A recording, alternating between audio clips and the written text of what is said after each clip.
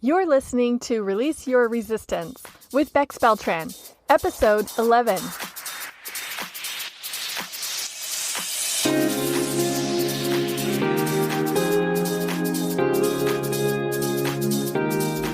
Welcome to Release Your Resistance. This is Bex.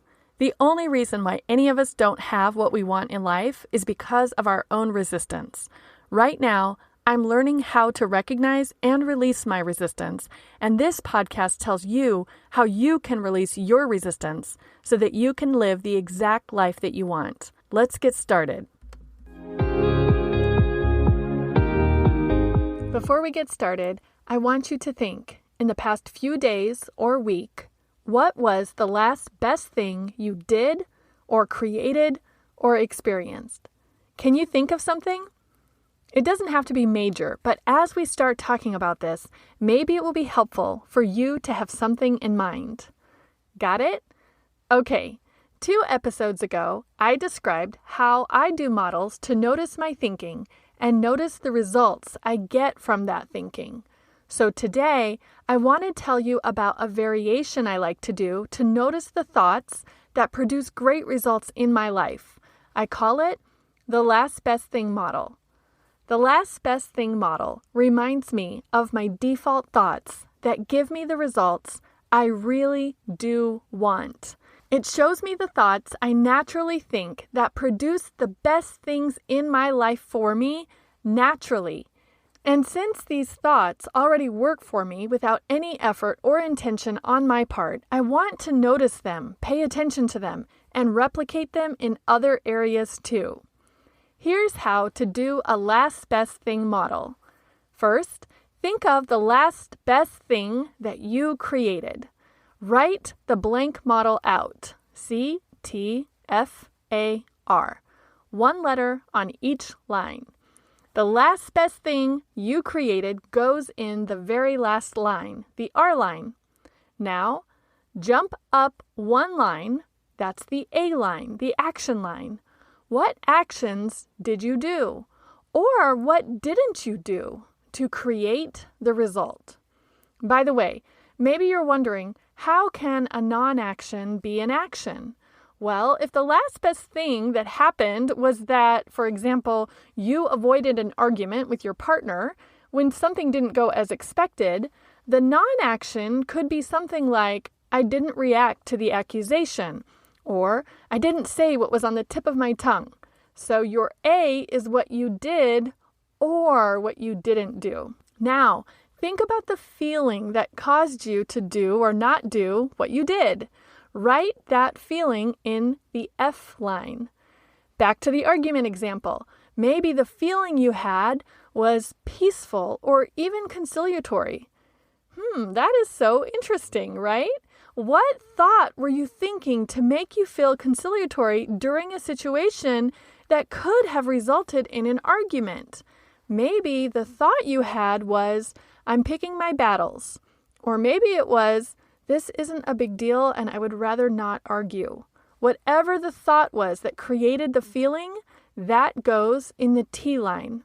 And the C line is whatever the neutral situation or circumstance is. As you think of these one-off examples, like the one I just gave, or things you do innately well or things you're naturally good at, you can see how some of your default thoughts and beliefs are producing great results for you already. So doing a last best thing model can help you to bring those wonderful default thoughts to your own awareness. Think of this as if you have a habit or some default thinking that's really good for you, that you would always want to continue thinking or doing. Or, as an example, if you decided to do something very hard, but you went into it with the belief that it was easy. Maybe you misunderstood something.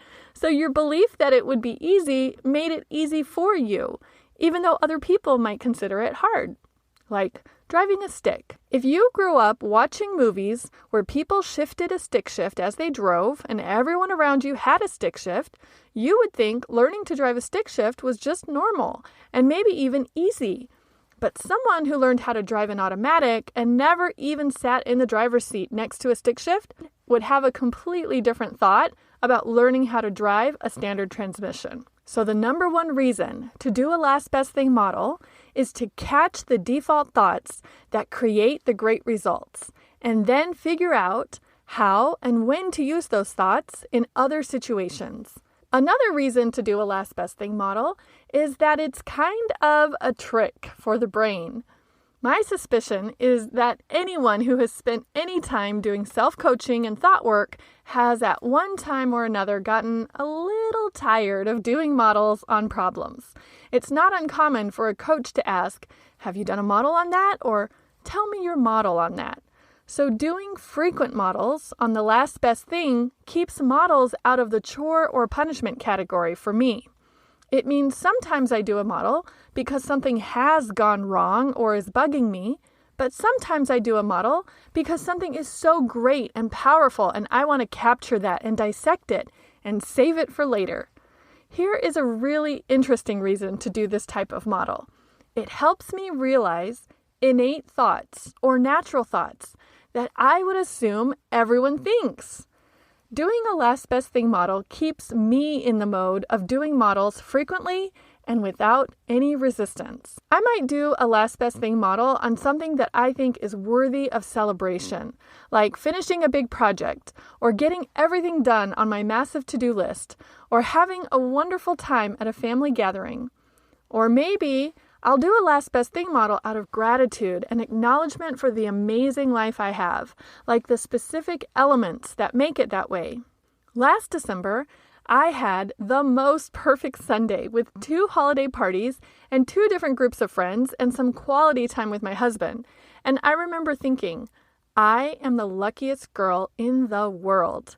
When I have a result of having a perfect day like that, it is time to do a model to figure out what I was thinking that created all that perfection. Once I know the thoughts, I can practice them and apply them in other areas of my life too. Doing last best thing models frequently reminds me what I want to keep thinking and lets me notice the actions that come from specific feelings.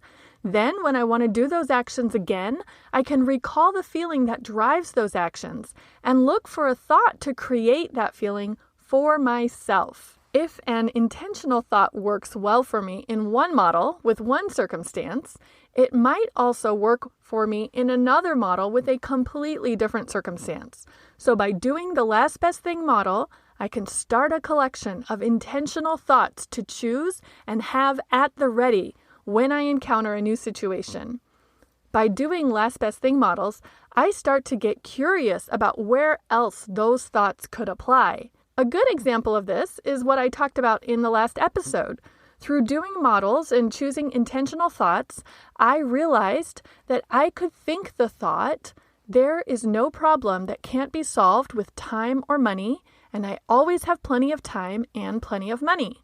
I loved that thought. I definitely saw the positive results I got by thinking that thought.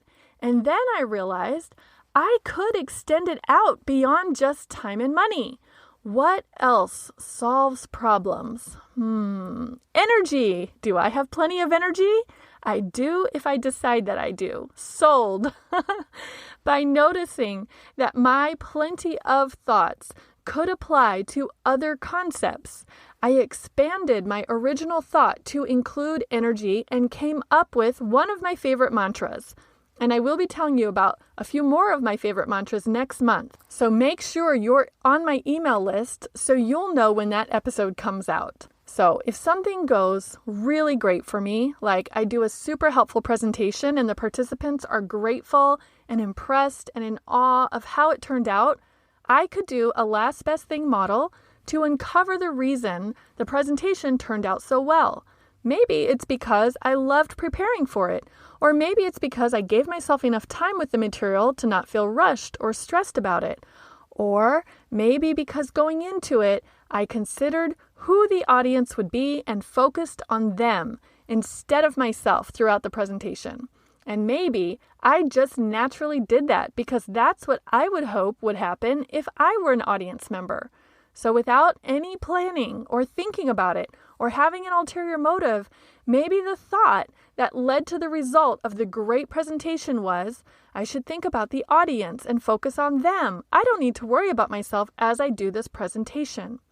That thought might be completely natural to me in this circumstance, but it may be completely unnatural for many other people who are about to give presentations. If I notice that easy for me, natural thought isn't necessarily natural for other people, I have a new awareness. I have valuable information that I can share with team members and coworkers and friends, and I can remind myself of it when there's a similar situation. Maybe I'm not in a presentation, but rather in an interview, and I decide to think about the other person and focus on them. I don't need to worry about myself as I'm doing this interview. And that thought, intentional, not natural this time, may result in a much better interview. Whatever natural thoughts I uncover through doing the last best thing model, I can expound on them, replicate them in other areas, and tease out similar thoughts. Sometimes it's also fun to think about where I got the natural thought in the first place. So when I consider, where did I learn that it's better to think about the audience and focus on them, I get a hazy memory of a student leadership conference that I went to in 7th grade. We had workshops and group projects over a 3-day period, and we stayed in dorms, and we got to go on a riverboat, and the conference center had a pool, and there was a dance on the last night. I thought it was so cool, and I was so cool that I got to go. And then a few weeks later, after we got back from the conference, all of us who went on the trip recreated a 1-day version for the student government at our school. And one of the teachers who helped us organize the whole experience told us to make sure to focus on what our peers would want and need to learn and not to worry about ourselves. And you know what's crazy? Now that I'm thinking about it, I'm starting to remember the details and other things that happened that week and during the 1-day event. But until I did the last best thing model and then questioned where the natural thought originated, the whole leadership conference memory was totally locked away. If I only did models on things that turned out poorly and not on things that turned out perfectly, I would never uncover those naturally occurring positive default thoughts and memories that actually create amazing results for me without me even noticing or being intentional. Sometimes that does happen. Doing these models is the whole idea of capitalizing on your strengths rather than trying to improve your weaknesses. Obviously, it takes less effort to do more of what comes naturally than to try to overcome resistance and retrain your brain. So if something is working, I want it to work that way in more areas of my life. Maybe another way to think about this is considering something great in my life that I take for granted or that I feel entitled to. I find it so interesting when I'm in a conversation with someone and we're comparing notes, and something that I think is a huge stressor might not be a big deal for her at all, or something that I look forward to with glee and anticipation might cause her to shut down and retreat. I want to notice these things because whatever it is that causes me that glee and excitement but shuts someone else down is probably a skill or a preference that I just assumed everyone had. And when I realize it's not, I see it more as a talent, more as a differentiator, more as a way I can provide value and create something meaningful for myself and others. Maybe by tracing the positive results back to my thoughts, even if it's, I deserve it, it's just the way it is, can show me how I can have similar thoughts about things that I might not feel as confident or as abundant about. I noticed that this happened shortly after my sister graduated from law school and opened her own law practice. She was telling me about how one of her classmates had it so much easier than she did because he came from a family of entrepreneurs and attorneys who had a family history and culture of starting firms and getting clients.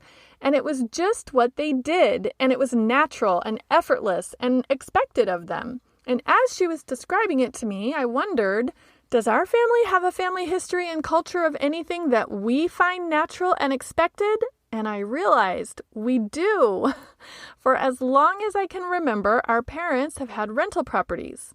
It was just part of our normal life. And now, as adults, my sister and I both own rental properties too. It's just what we do. And I remembered conversations with friends about buying properties, and they would say, "No way, I could never own a rental. That's too much stress, too much drama. What if the renters trash the place? What if they don't pay rent?" And all of that is true and possible and annoying when it happens, but it's also no big deal, and it's just part of doing business. In my family, we don't have any drama about when that kind of stuff happens. We just deal with it and move on because that's what we do. So my sister was looking at her friend as if he had some special mindset because of his family business, not realizing that we have a similar mindset about our family business, but we wouldn't consider it special. Just like her attorney friend probably didn't think opening a law practice and getting clients was any big deal. It's just the way it is. My sister could adopt that same mindset to running her own practice, since she already has it about rental properties. And if she did a last best thing model with the result line as successfully owning a rental, maybe she could find a thought that she could also try on for opening a law practice. So, what are you thinking about last best thing models right now? Do you think it would work for you? Do you think it would uncover any great default thoughts that are currently creating great results for you that otherwise you wouldn't notice? Here are 3 ways you can incorporate last best thing models into your life. Number 1, you can use it as a journal prompt. I write prompts for myself in the margin of my journal, so I'll sprinkle the prompt of writing the last best thing model throughout, so it pops up right when I need it. Once that prompt popped up for me, and I didn't feel like I had anything momentous or best to do a model on. So I literally just chose the last best thing I had done, which was I figured out how to make hot buttered rum for an event that I was hosting. Not earth-shattering, right? Maybe even kind of basic in the grand scheme of things. But here's what happened. About a year earlier, I had tried hot buttered rum for the first time at a party, and I really liked the idea of it, and I thought it would be perfect for my annual drinks and desserts party on Thanksgiving night. So I tried it, and it turned out perfectly. The thought I had going into that experience was, I don't know how this will turn out. The feeling I got from that thought was curious. The actions I took out of curiosity were that I didn't stress when my first attempt wasn't matching my expectation. I experimented with the recipe to get it closer to what I thought it should be like, and I was willing to throw it out if it didn't turn out. And the result, after some trial and error and experimentation, was that it turned out perfectly, probably because my thought was, I don't know, as in I wasn't dead set on a certain expectation being met.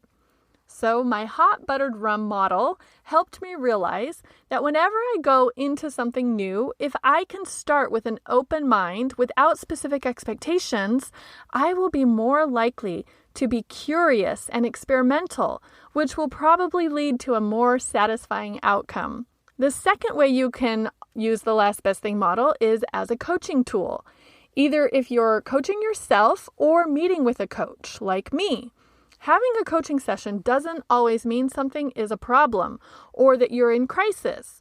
Coaching with this kind of model uncovers so many great thoughts, and you can use last best thing models very loosely in personal conversations. I'm not suggesting you go into full-on model acronym mode and get out a piece of paper to write it all down, but when you hear someone talking about something great in their life, you could ask, what did you do to get that result? And how are you feeling when you did those things? And what were you thinking to make you feel that way? And the answer to that last question is gold. If you're telling someone about something that worked out well for you, answer those questions for yourself, either during the conversation or after, just to notice what thoughts created those results. That is it.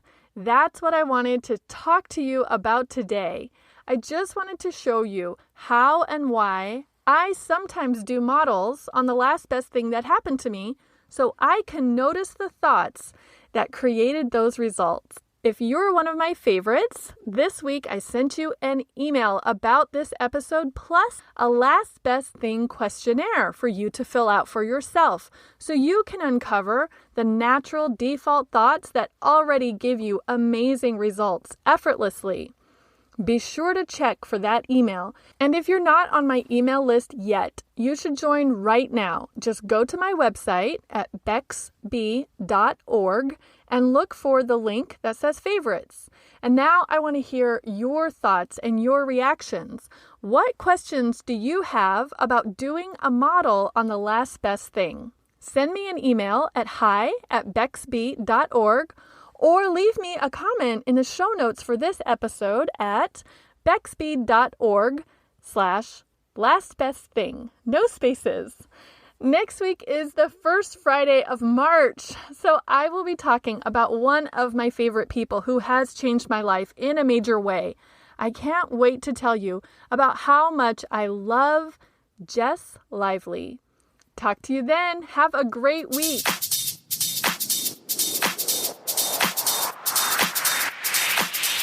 This has been Release Your Resistance. Thank you for listening. If you like this podcast, make sure you're subscribed and leave a review on Apple Podcasts. Also, think about someone who you know who would love this episode and share it with them. There should be a share button on your app if you're listening to this on your phone. If you'd like to continue this conversation one-on-one or in real time, come visit me on my site at bexb.org to see how we can work together.